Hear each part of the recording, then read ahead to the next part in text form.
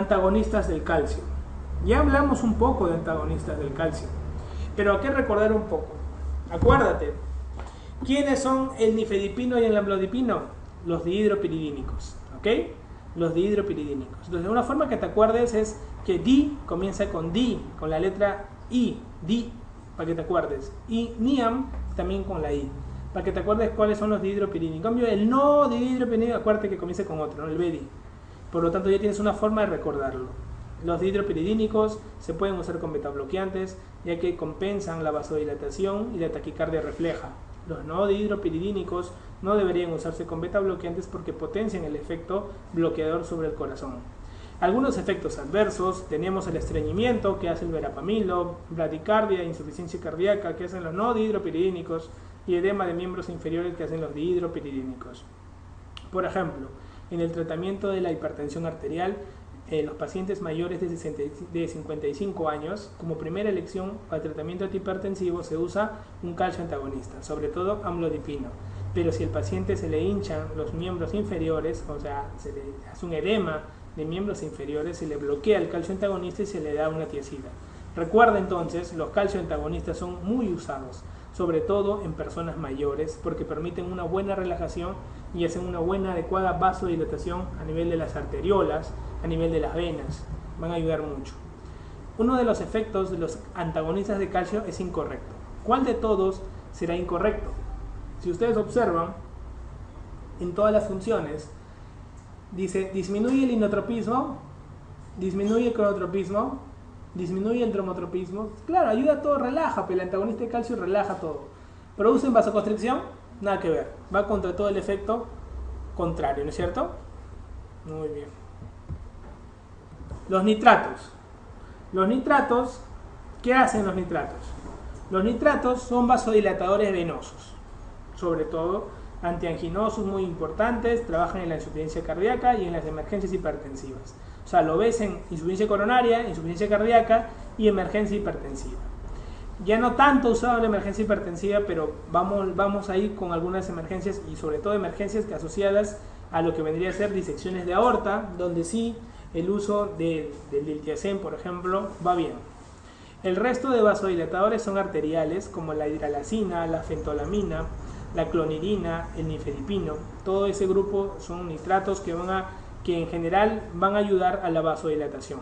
Los nitratos que nosotros más manejamos son básicamente lo que vendría a ser el mononitrato isosorbide, el dinitrato isosorbide. En cambio, el otro grupo, que no son nitratos, que están metidos por ahí, como ustedes lo están observando, como el nifedipino, que es un calcio antagonista, se pueden utilizar por vía sublingual, evitando el primer paso hepático en crisis hipertensiva. Actualmente, eso es la utilidad del nifedipino, pero actualmente en las crisis hipertensivas no se usa el nifedipino, porque en muchas crisis hipertensivas el nifedipino lo que hizo fue vasodilatar y hacer de que haya infartos en cantidad mayor que se presentaban en las crisis hipertensivas. Lo que se prefiere en las crisis hipertensivas de inicio son los YECAS, como el captopril sublingual, que hace el mismo efecto, evita el primer paso hepático al darlo por vía sublingual, por lo que va a ir mejor en el manejo de las crisis hipertensivas. Uno de los siguientes no es un vasodilatador preferentemente arterial. Ya hablamos de los arteriales preferentemente. Dijimos quiénes son los preferentemente arteriales: hidralazina, fentolamina, clonidina, nifedipino. ¿Cuál no es preferentemente arterial? Nitratos, que son preferentemente venosos. Acuérdate de eso, ante las preguntas de examen. Una de las siguientes afirmaciones sobre los antiagregantes plaquetarios es incorrecta. Para ello tienes que acordarte de la aspirina. La aspirina, básicamente, y el clopidogrel, que es lo que más se usa como antiagregación plaquetaria. El ticagrelol también lo usamos, ya verán, en insuficiencia coronaria. La aspirina básicamente inhibe irreversiblemente la COX-1, evitando la antiagregación plaquetaria, la adhesión-agregación plaquetaria. Por lo tanto, es un potente antiagregador. Entre clopidogrel y aspirina, el clopidogrel es más potente que la aspirina, y por lo que su efecto es tan poderoso que inclusive tiene que ser suspendido 5 días antes de una operación, como una cirugía cardíaca. En cambio, la aspirina, el paciente entra a cirugía cardíaca consumiendo aspirina, no pasa nada. Es la única cirugía probablemente donde no se suspende la aspirina, en la cirugía cardíaca. pero en cambio en todas las demás generalmente 7 días antes hay que suspender la aspirina. ¿Por qué 7 días? Porque las plaquetas tienen un tiempo de vida media de 7 días en el organismo, hasta que recambien nuevamente las plaquetas que están produciendo en cantidad en el vaso. Van a hacer de que esta aspirina en esos 7 días termine su metabolismo, porque como hacen una inhibición irreversible hasta que se muere esa plaqueta y luego se crean nuevas plaquetas en 7 días, es que se suspende la aspirina 7 días antes de la cirugía. En cambio el clopidogrel es 5 días antes, hacen una inhibición irreversible y bloquean a nivel de lo que vendría a ser los receptores de ADP, que van a permitir la agregación plaquetaria y sobre todo el recambio plaquetario, que permite mayor estimulación para lo que vendría a ser ya el complejo secundario de la hemostasia en general, de la coagulación. Entonces, cuando nosotros damos antiagregantes plaquetarios como la aspirina, lo damos a dosis de 100 miligramos al día, y cuando damos dosis, por ejemplo, en un infarto que se pueda presentar en un paciente, la dosis debería ser generalmente entre 160 a 325 miligramos, ¿ok? De 160 a 325 miligramos. Por lo que entonces ya sabes por qué se usa con ese dato. Ahora, una pregunta que me hizo un interno una vez es: ¿por qué 325 miligramos? ¿Por qué no 300 nomás? ¿Por qué? Porque las tabletas de aspirina en Estados Unidos vienen en una concentración de 81 miligramos y son 4 tabletas que en promedio se usan. Si lo multiplicas un poquito, te acercas a los 325 miligramos. ¿Ok? Entonces es una forma de que recuerdes el porqué del uso de cada cosa, ¿no? Una cosa importante que quiero que tomes en cuenta en la aspirina es que la aspirina debería tomarse en las noches, porque la aspirina, sobre todo en las madrugadas, comienza a haber un proceso de que el endotelio comienza a ponerse un poco más procoagulante, por lo que la aspirina va bien como anticoagulación nocturna. La dosis antiagregante de aspirina son 100 miligramos, suficiente. Cuando te duele la cabeza, cuando estés con malestar, con una fiebre por una gripe, una infección, dale de 500 para arriba. Pero para qué es corazón, 100 miligramos como profilaxis y 325 como dosis plena en un infarto agudo de miocardio.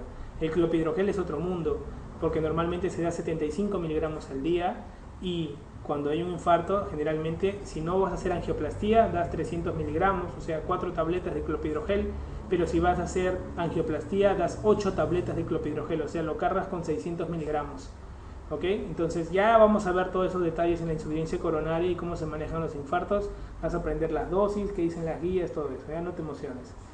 A ver, siguiendo con la pregunta, otra pregunta. Un sujeto hipertenso de 76 años de edad está en tratamiento con 25 miligramos de captopril cada 8 horas. Acude a la consulta por presentar desde unos días antes sensación de hormigueo y calambres en las piernas. ¿Cuál de las siguientes determinaciones analíticas será más importante conocer en este paciente? ¿Qué creen ustedes que ha pasado con este paciente?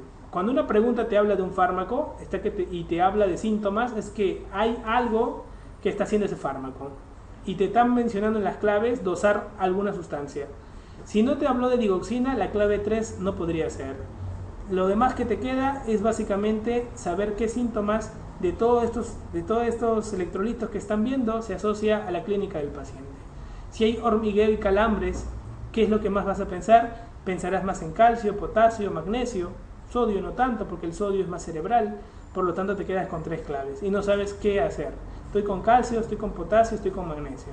Acá te habla acerca de un fármaco que es un YECA, entonces tienes que acordarte de cada fármaco quién lo altera.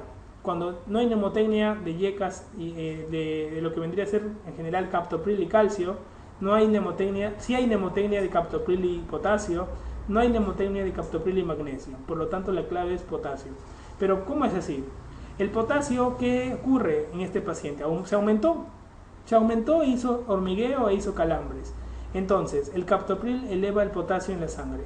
Pero el captopril, ¿qué es? Un YECA. Entonces tienes que acordarte todos los fármacos que aumentan el potasio en la sangre.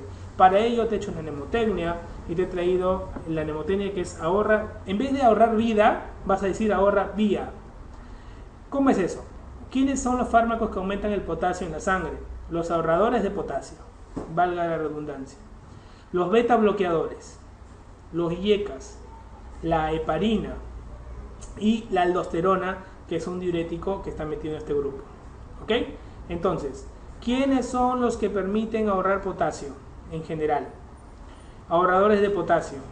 Yo te digo así en general, ahorradores de potasio porque tengo el tianterene, el amiloride, todo. Pero te separo la aldosterona para que te acuerdes de toda la mnemotecnia completa, ¿ya? Que también es dentro del grupo de los ahorradores de potasio. Betabloqueantes, YECAS, heparina, aldosterona. Estos 4 últimos, acuérdate porque vienen en las preguntas de examen. Te dicen cuál no es y te ponen un quinto. Por lo tanto, estos son los fármacos que más aumentan potasio en cardiología. Por lo tanto, el paciente que vino tomando YECAS con parestesis y hormigueo, calambres, potasio. ¿Ok? Dosar los niveles de potasio en plasma. Siguiente pregunta. La principal ventaja de los bloqueadores de los receptores de angiotensina 2, ARA2, en comparación con los inhibidores de la enzima convertidora de angiotensina es. Te están diciendo acá, la pregunta, el fin de la pregunta es saber qué diferencia hay entre un ARA2 y un YECA. Básicamente ninguna, los dos hacen lo mismo, los dos van bien, hacen todo igual. La diferencia es que el YECA hace alergia, hace angioedema, hace tos, en un 15%. Los ARA2 no hacen nada de eso. Entonces, las claves están en cualquiera de estas 3 cosas que te dije. ¿Qué hace el ARA2? Produce menos tos, ahí está la clave, la 4. Y es archifrecuente, sobre todo en personas de raza blanca se da eso. Así es como los fármacos también te asocian a raza. ¿Por qué? Porque, por ejemplo, la otra vez viene un paciente moreno y le das un tratamiento con un fármaco, en general calcio antagonista, y él dice por qué a mi primo, que también tiene la presión, le das YECA y a mí me das calcio antagonista. Y es porque los calcio antagonistas van mejor con los pacientes morenos, tienen una mejor predilección. Por lo tanto, es una forma de que recuerdes que hay algunos fármacos que se van a asociar a la raza. Es como los ARA2 van mejor en la raza blanca que los YECAS. Por lo tanto, es una forma también de asociar. Eso ya viene en la parte genética. Acá unas preguntas de salud.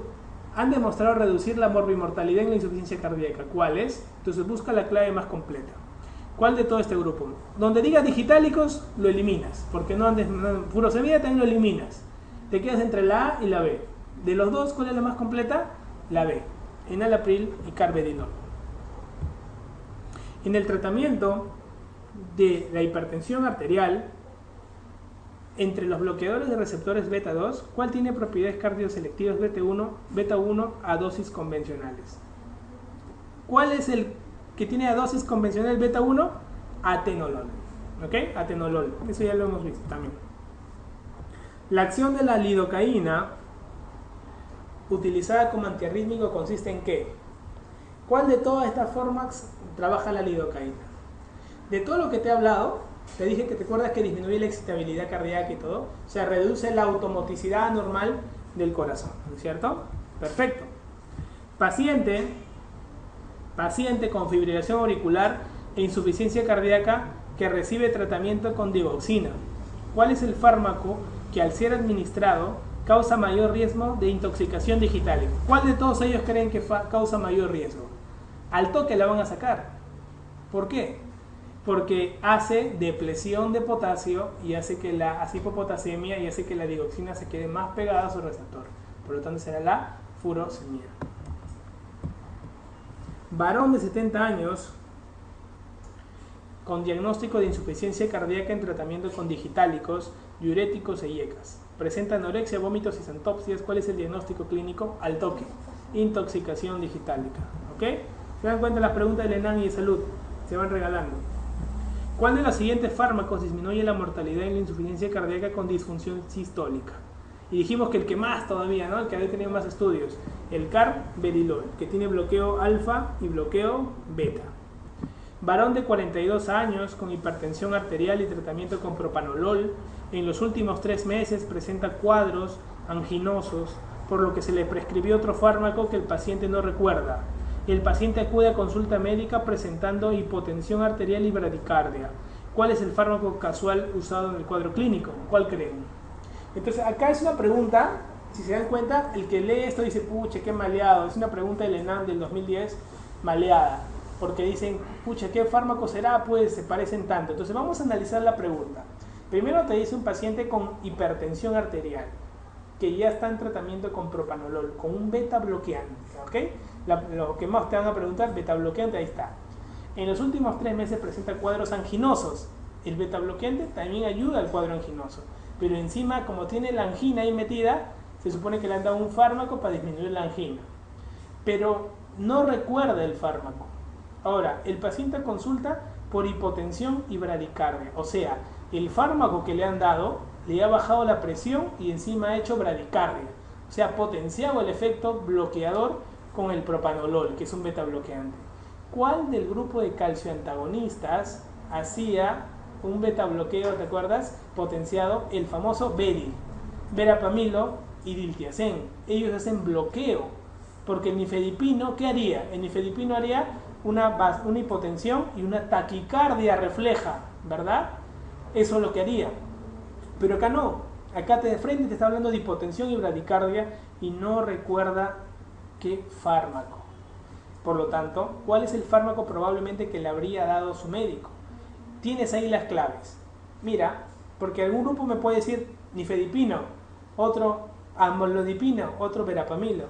Basta que esté nifedipino y amlodipino, el NIAM, se elimina la clave.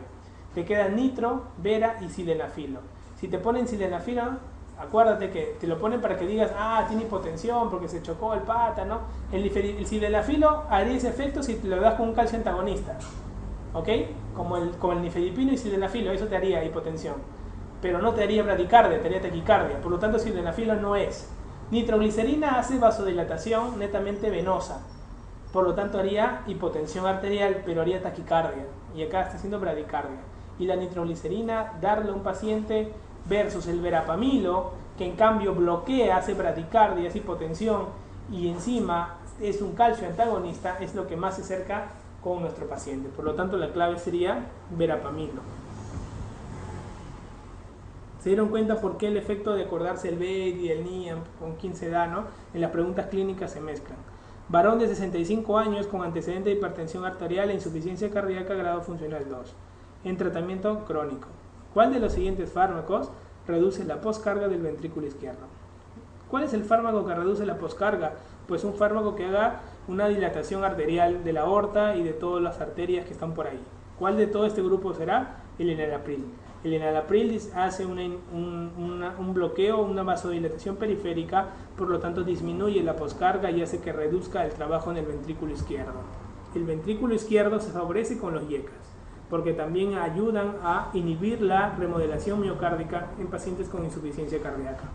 Paciente con hiperpotasemia sintomática, debilidad muscular, electrocardiograma con QRS ancho y sin ondas P. ¿Cuál es el fármaco que utilizaría? ¿Cuál es el fármaco que se usa cuando hay potasio elevado que puede afectar y dar paro en diástole al corazón? ¿Cuál es? El gluconato de calcio. El gluconato de calcio lo que hace es hacer de que se estabilice la membrana del miocito. O sea, no trabaja a nivel de receptores, estabiliza la membrana del miocito para que pueda tolerar las altas dosis de potasio que hay en el suero y para que no haga arritmias. Por lo tanto, le damos gluconato de calcio. Todos los demás ayudan a disminuir la hiperpotasemia, pero el gluconato de calcio trabaja sobre el músculo cardíaco, sobre la membrana, y hace que disminuya la posibilidad de hacer arritmias. Por lo tanto, la clave será gluconato de calcio. Varón de 56 años con diagnóstico de Wall-Parkinson-White. Presenta bruscamente taquicardia con pulso irregular de 180 latidos por minuto con compromiso hemodinámico. Imaginemos que tú no sabes nada de arritmias. Bueno, no hay que imaginarlo mucho, pero recordemos algo. Cualquier arritmia que tenga alteración hemodinámica, se tiene que hacer algo importante: cardioversión eléctrica. ¿Ok? Muchachos, cuando ustedes vean cualquier arritmia, no imaginen mucho. Con alteración hemodinámica, de frente, cardioversión eléctrica. No te bloquees en pensar qué antiarrítmico vas a usar, ni el cardiólogo lo va a pensar. Tú menos, tú de frente, cardioversión eléctrica. Ya verás si estás con un monofásico, con un bifásico, si usas 180 joules o 360 joules para la cardioversión. ¿Ok? Entonces, importante. Toda arritmia con alteración hemodinámica, pasar cardioversión eléctrica. Y acá una pregunta que nos habla acerca de una gestante multípara con antecedente de hipertensión arterial y proteinuria. Básicamente, cuando hablen de gestación y hipertensión arterial, lo que te están diciendo, que no pienses mucho, marca alfa-metildopa, que es lo que hemos recalcado durante las clases. ¿Ok? Bien. ¿Cuál de las siguientes acciones corresponde a los diuréticos de ASA? Básicamente los diuréticos, ¿qué es lo que hacen? Eliminar el sobrenadante, la parte de lo que excede en líquido en el cuerpo, y por lo tanto disminuiría más cantidad de la precarga. Por lo tanto, la clave que más se acerca a eso es disminución de la presión de llenado del ventrículo izquierdo. ¿Por qué? Porque al disminuir la precarga disminuirá más la congestión pulmonar y hará de que en este caso el ventrículo izquierdo ya no esté sobrecargado debido al daño que debe tener, y al tener menor cantidad de sobrecarga de líquidos pues va a trabajar mejor. Todos los pacientes con insuficiencia cardíaca deberían estar secos, esa es la palabra. Paciente con insuficiencia cardíaca congestiva hay que tenerlo seco, pero siempre teniendo cuidado de hacer una insuficiencia renal aguda prerrenal, que es lo que más ustedes deben de temer. Por lo tanto, es la clave que más se acerca. ¿Cuál es el fármaco que actúa sobre los receptores AT1 y la angiotensina 2? ¿Qué son estos fármacos? Son los ARA2. Y los ARA2, ¿cuáles de todos estás viendo? El valsartán. Ok, te está preguntando acá algo dirigido. No hay mucho que pensar. En el tratamiento de la hipertensión, entre los bloqueadores de receptores beta 2, ¿cuál tiene propiedades cardioselectivas beta 1? Ya lo hemos hablado y se ha vuelto a repetir en otro examen. ¿Ok? En este caso, el atenolol. Varón de 45 años, con antecedente de hipertensión arterial sostenida, sin antecedente de tabaquismo ni obesidad, lípidos normales, eco, hipertrofia ventricular izquierda, ¿cuál es la terapia más indicada? Cuando le viene una pregunta donde todo es normal aparentemente, siempre tienen que buscar en las claves terapia no farmacológica. Generalmente la clave siempre es terapia no farmacológica, en las preguntas donde todo aparentemente es normal. Basta que ustedes vean terapia no farmacológica, generalmente es la clave. Pero esta pregunta es una pregunta viva. ¿Por qué? Porque clínicamente y en exámenes auxiliares casi todo es normal, pero te da un valor característico. ¿Cuál es ese valor? El ecocardiograma. El ecocardiograma te habla de hipertrofia ventricular izquierda por la hipertensión que ha tenido. Por lo tanto, basta que haya hipertrofia ventricular izquierda, debe tener terapia farmacológica para evitar de que haya remodelado cardíaco. Por lo tanto, ¿cuál de todos estos fármacos evita el remodelado cardíaco? El enalapril. Muchas veces ustedes van a estar en su casa y va a venir su familiar y le va a decir, primo, tío, sobrino, novio, amante, lo que sea, te va a decir, me han dicho que tengo cardiopatía. ¿Qué es cardiopatía? Cardiopatía es cuando patológico, cardio, corazón, es un corazón patológico, no puedes responder así. Tú tienes que decir objetivamente, con exámenes, ¿qué es cardiopatía? Cardiopatía se define como una de las tres variables siguientes. Cuando haya una fracción de eyección menor de 40%, cuando haya una disfunción diastólica de algún grado por el ecocardiograma, eso se ve en ecocardiograma, disfunción diastólica, hay de tipo 1, de tipo 2, de tipo 3. Cuando haya una hipertrofia del septum mayor generalmente de 15 milímetros. Hipertrofia del septum mayor de 15 milímetros, fracción de eyección menor de 40 o una disfunción diastólica, ¿qué vas a hacer? Vas a hablar de una cardiopatía, algún tipo de daño en el corazón que está repercutiendo por algún daño en general. Acá te habla de una hipertrofia ventricular izquierda. La hipertrofia ventricular izquierda, cuando nosotros la estudiamos por ecocardiograma, es cuando medimos el septum interventricular.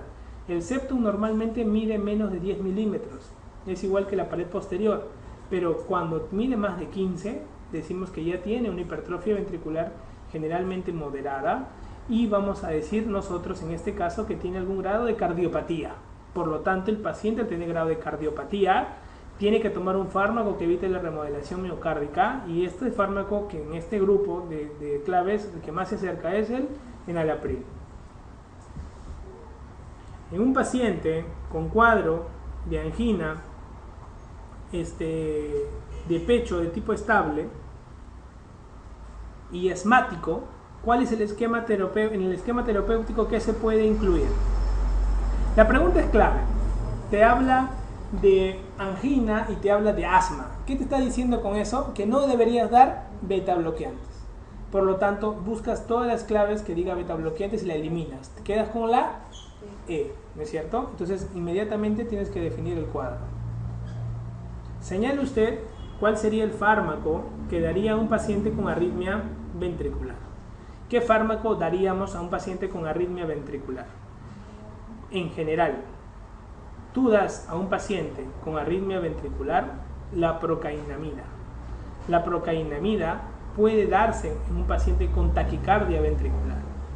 En un paciente con una extrasístole ventricular por infarto, tú le puedes dar la fenitoína. Por lo tanto, hay dos claves, la 1 y la 4.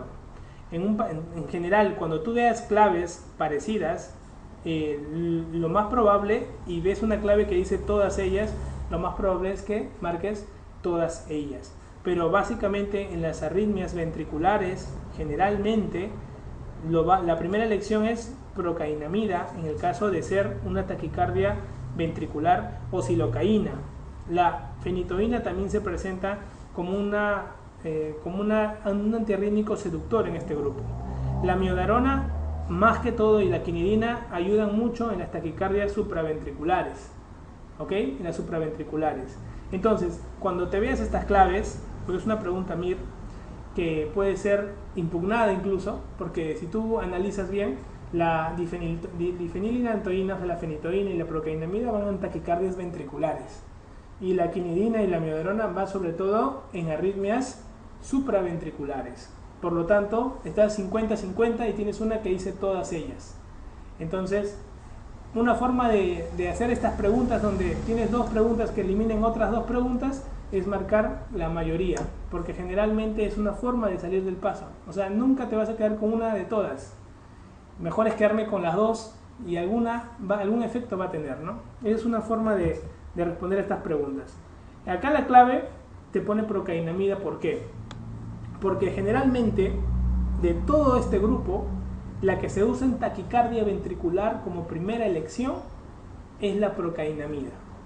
Entonces, cuando te habla de un fármaco que yo quiero dar a una arritmia ventricular, me está hablando precisamente de la taquicardia ventricular, que es casi el preciso momento antes de la fibrilación ventricular. Nosotros no usamos, por ejemplo, en las UCIs coronarias de cardiología no usamos fenitoína. Usamos silocaína y usamos procainamida endovenoso. Quinidina y amiodarona son supraventriculares, como te enseñé.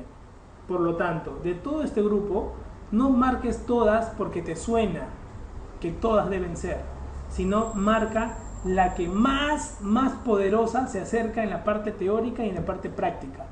Preguntas donde tienes que se acercan en la teoría y la práctica, para eso están estas clases, para que el especialista te diga cuál se usa en la vida diaria, es la que más se va a acercar la procainamida. Si hubiera habido la clave, en vez de fenilinantoína, su colega, la silocaína, hubiera estado arriba, y una clave veía todas, marcas todas. Pero la fenitoína no es usada en la manera práctica, clínica. Teóricamente tiene efecto, pero en la clínica no es usada, es usada la silocaína.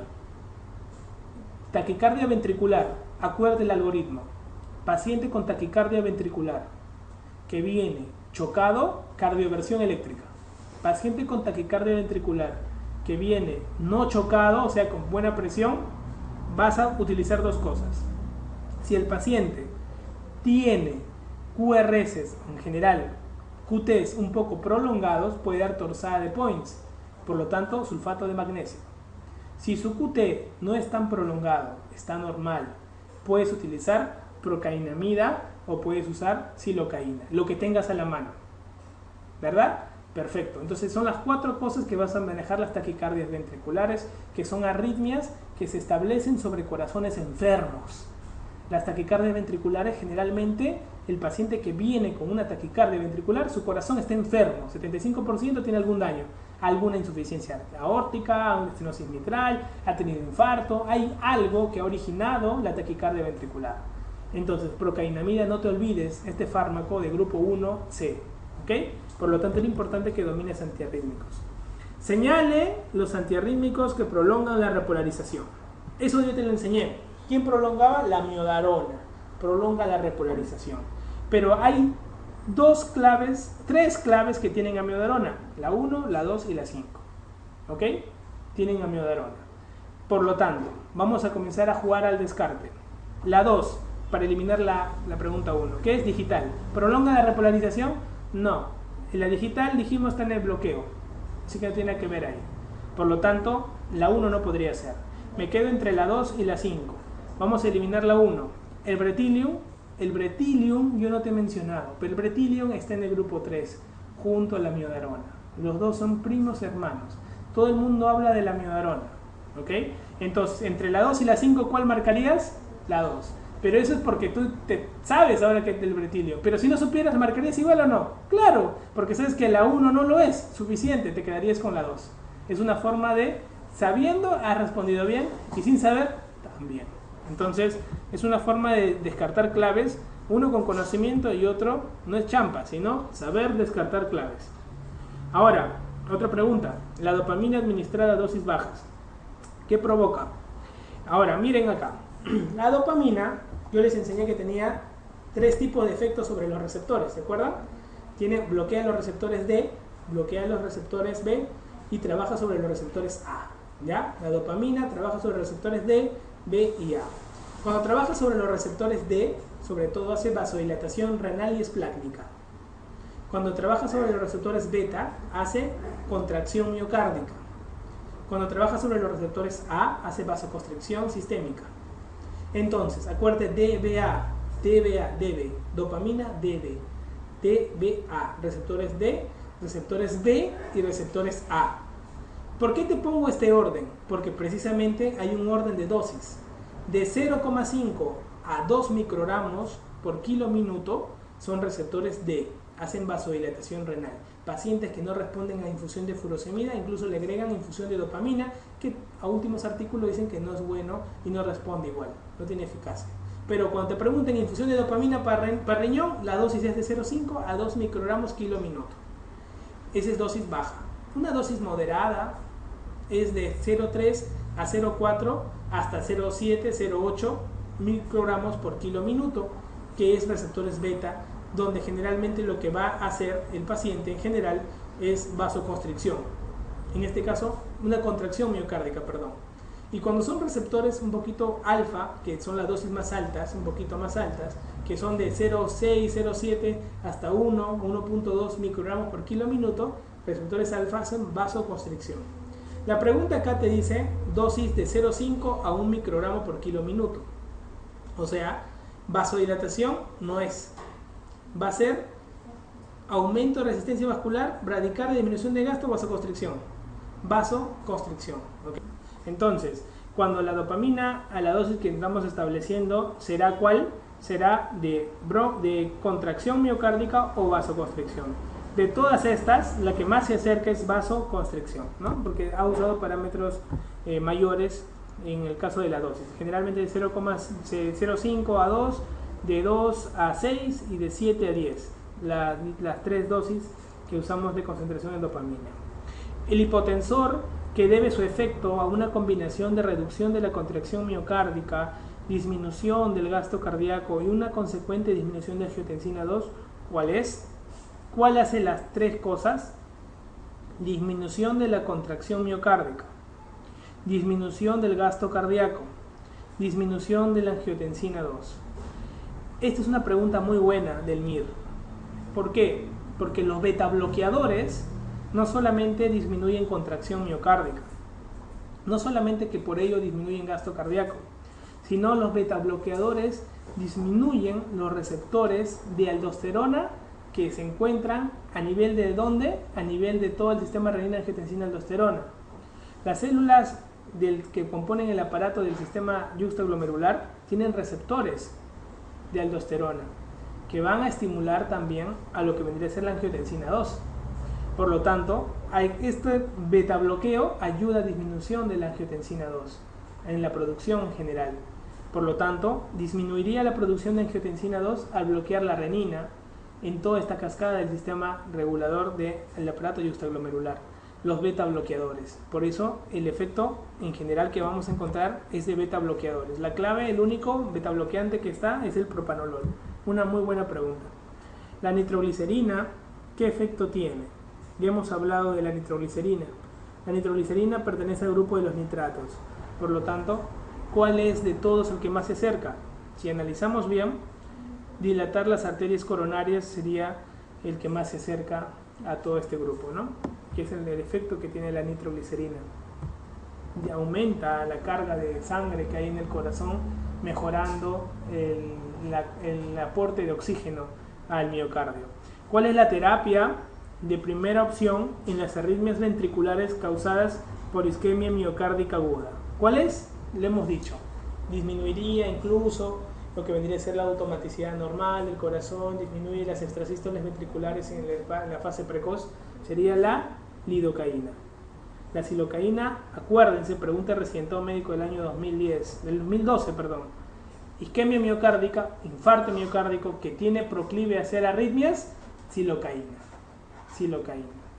Procainamida en taquicardias ventriculares, silocaína en infartos precoces. Ahí va a dar más, ¿ok? Son una forma que recuerdes un poco lo que son las arritmias ventriculares. ¿En quiénes se recomienda el uso de estatinas como prevención primaria para evitar o prevenir problemas cardiovasculares? Acá yo puse abajo discutir la clave. ¿Por qué? Porque en todos estos pacientes se debería poder usar estatinas. Diabéticos, de basta que sean diabéticos, puedes usarlo. Porque los diabéticos se comportan generalmente como pacientes que tienen algún daño miocárdico. El diabético es el equivalente de un infartado. Se comporta igual el corazón como un infartado, sobre todo afectando la microcirculación. Diabético sin problemas cardíacos, también diabético. Postmenopáusicas con hipercolesterolemia, hipercolesterolemia. Obeso y obeso con HLA disminuido y obeso con hipertensión arterial. De todo este grupo de pacientes, en quienes recomendaríamos como prevención primaria para evitar o prevenir problemas cardiovasculares, o sea, antes de que esté enfermo. De todo este grupo de pacientes, antes de que esté enfermo, en realidad, como todos podrían ser sometidos al uso de estatinas. Actualmente los estudios, esta pregunta recién es pasada, pero actualmente todos los estudios, este grupo especialmente de pacientes, todos podrían recibir estatinas, de tal manera de que cuando nosotros hablemos, por ejemplo, en lo que es insuficiencia coronaria, van a ver cuánto es la dosis de LDL que deberíamos tener, la concentración de LDL en el cuerpo que deberíamos manejar. Generalmente todos menos de 100 miligramos por decilitro. Y en infartados y diabéticos menos de 70. Y si ya tiene menos de 70, no por eso lo voy a dejar de seguir dando, porque el efecto protector y estabilizador de placa es el que vamos a necesitar en ese momento. De todas estas claves, la clave que planteaban en el examen era obeso con hipertensión arterial. El obeso con hipertensión arterial ya no se trataría como una prevención primaria, porque ya tiene hipertensión arterial, tiene obesidad, tiene todo para ser dentro del síndrome X, ¿se acuerdan? Entonces prevención primaria no caería. Por eso es que esta clave es discutible, pero quiero que recuerden que las estatinas actualmente en el mundo se usan, sobre todo la atorvastatina, que tiene más estudios, con dosis de 20 miligramos hasta dosis máxima de 80, y la última guía, que es la ATP4, que maneja estatinas, te recomiendo usar en todos los pacientes con factores de riesgo cardiovasculares estatinas menos de 100, LDL menos de 100 miligramos por decilitro, y en diabéticos e infartados menos de 70. Por lo tanto, ya tienes una forma de discutir. Uno de los siguientes fármacos no se utiliza para el tratamiento del shock cardiogénico. ¿Cuál? Esto creo que lo pueden sacar cualquiera. ¿Cuál de todos no utilizarían en el shock? Para ello nos sirve la primera diapo, porque la primera diapo nos habló de los simpático-miméticos y toda la peña. ¿Cuál de todo esto más bien bloquearía más el problema cardíaco? El verapamilo. No tiene nada que ver acá, porque el Bedia, ¿cuál es el bloqueo cardíaco? Por lo tanto, no tendría razón por qué estar en este grupo. Señala el fármaco que debe ajustarse su dosis en el paciente con deterioro de la función renal. Ya lo hemos dicho, ampliamente estudiado. Función renal alterada, ¿cuál de todo este grupo de fármacos deberíamos mejorar la dosis? La digoxina. ¿Ok? La digoxina. En un paciente con insuficiencia cardíaca por cardiopatía isquémica crónica posinfarto, ¿ok? Y disfunción sistólica, ¿cuál de las siguientes no considera una contraindicación absoluta para la introducción de beta bloqueantes? O sea, no sería contraindicación absoluta para los beta bloqueantes. Si ustedes ven acá, de todos estos, no es contraindicación para beta bloqueante. O sea, le puedo dar beta bloqueante. ¿A quién le puedo dar beta bloqueante? A una bradicardia sintomática, a un bloqueo AV avanzado, a un broncoespasmo, a una insuficiencia cardíaca inestable, a una enfermedad pulmonar crónica. Si ustedes analizan todo este grupo, aparentemente a ninguno deberíamos dar beta bloqueante, ¿verdad? Pero hay una cosa que quiero que recuerden. ¿En qué pacientes hay que, de todas maneras, jamás dar un beta bloqueante? Pacientes con asma severo o EPOC severo. En leve, a veces le puede ir bien. Si ni sabías que tenía asma y le fue bien al final del tratamiento. EPOC severo y asma severo. En pacientes con diabetes mellitus descontroladísima. Y pacientes con inestabilidad hemodinámica, jamás dar beta bloqueante. Con estas tres excepciones que te digo, ¿cuál es el que más se podría asociar a este grupo? El broncoespasmo. El broncoespasmo es solamente un cierre bronquial. No te habla de severidad, de asma severo ni nada. Pero en cambio, insuficiencia cardíaca inestable es un paciente con el choque, está hipoglémicamente inestable, o sea, le vas a bloquear más. Enfermedad pulmonar crónica, el EPOC, o sea, le puedes dar, ¿verdad? Pero si es severo. Acá no te dice si la enfermedad pulmonar crónica, el EPOC es severo, es leve, no te dice nada. Te lo deja vacío. Bloqueo AV avanzado, bradicardia sintomática y broncoespasmo. Broncoespasmo parece algo agudo, cerrado agudo. Puede ser un severo que está cerrado agudo. Entonces, analicen bien las claves. De todas estas 5 claves, ¿cuál es la que sí le podrías dar porque no te dice la gravedad? La 2. La 2 no te dice la gravedad, te dice EPOC nomás. ¿Ok? No te dice severo. La 2 te dice EPOC. Puede ser un EPOC leve. No te dice severidad. En cambio, la última te dice broncoespasmo. Cierre bronquial agudo. Por X causa. De repente severo, de repente es asma o de repente es un broncoespasmo cualquiera. Pero es agudo. Si le das beta bloqueante, lo vas a bloquear más todavía. El broncoespasmo agudo. La bradicardia lo vas a bloquear.